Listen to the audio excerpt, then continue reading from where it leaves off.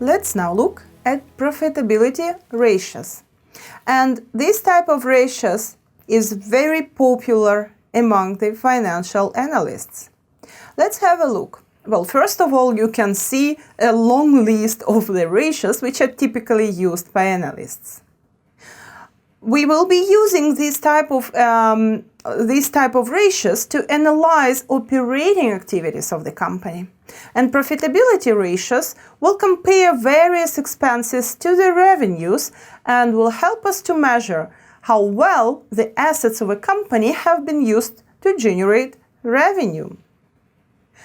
Now, profitability ratios will be divided into seven main ratios.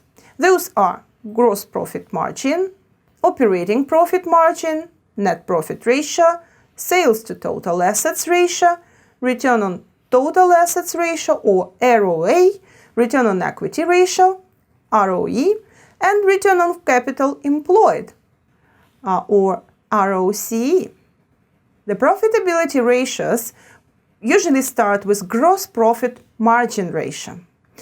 The gross profit ratio will indicate us the percentage of the sales revenue that is left to pay operating expenses of the business, creditor interests, and income taxes after deducting cost of goods sold. And here you can see that this ratio will indicate the percentage of revenue available to cover operating and other expenses to generate the profit, which is just gross profit over the sales revenue. The next type of ratios is gross profit margin. The gross profit margin will help us to understand combinations of higher product pricing and lower production costs. This ratio is very important to be used while company wants to compare inside itself within the company, and when company, especially when it is comparing gross profit margins, which usually rarely make sense across different industries, but are used within the companies. Even a small decline in such percentage can affect net income significantly. And since the gross profit is a large component of the income statement, we can see that changes in gross profit should be investigated as those will impact future financial performance. Now, operating profit margin. The analysts should differentiate between the effects of one-off events and those which are likely to recur. Analysts typically compare changes in operating profit margin to those in gross profit margin.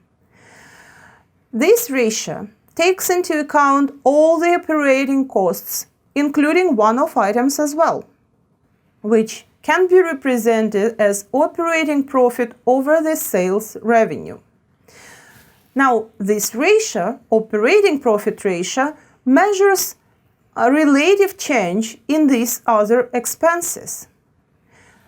What is more, this ratio will indicate us the percentage of sales revenue which is left to cover interest and income taxes expenses. Of course, after deducting cost of goods sold and operating expenses. The next type of ratios, profitability ratios, is net profit ratio. The net profit ratio is the percentage of sales revenue retained by the company after payment of operating expenses, interest expenses, and income taxes. This ratio represents us an index of performance that can be used to compare the company to others in the same industry, and is usually expressed as net income over the sales revenue. We should mention here that this ratio will help us to recall that revenues are generated from a business assets holdings, right? The financial strength and success of a company depends on the efficient use of the assets which company holds.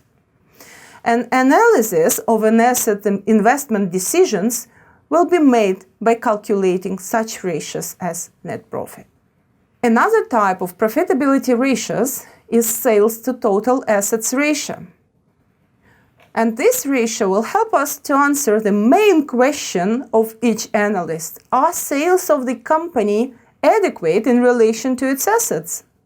This ratio helps us to answer this question by establishing the number of sales earned for each invested amount of money in assets, and can be represented as net sales over the average total assets.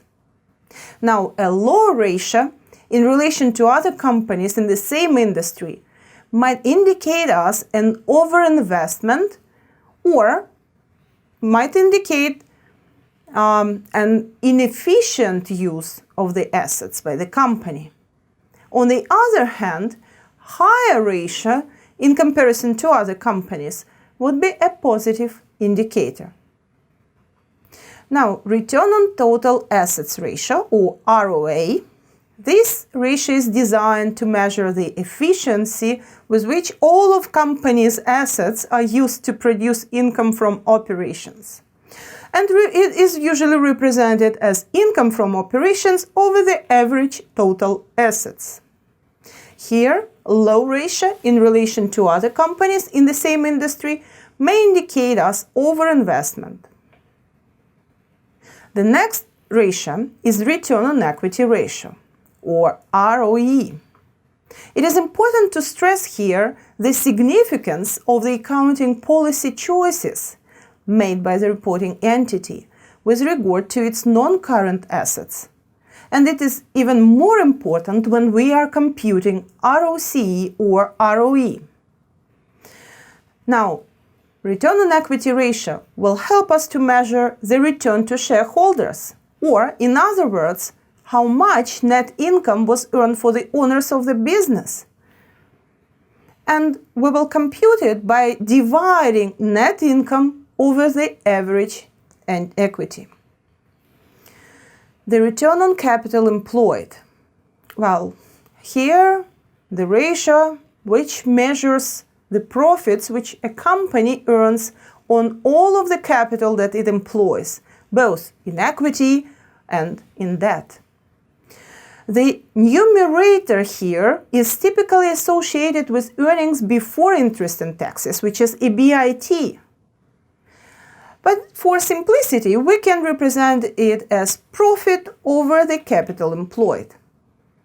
The capital employed is typically defined as equity plus interest-bearing debt, or the difference between total assets and current liabilities, which goes from the balance sheet equation.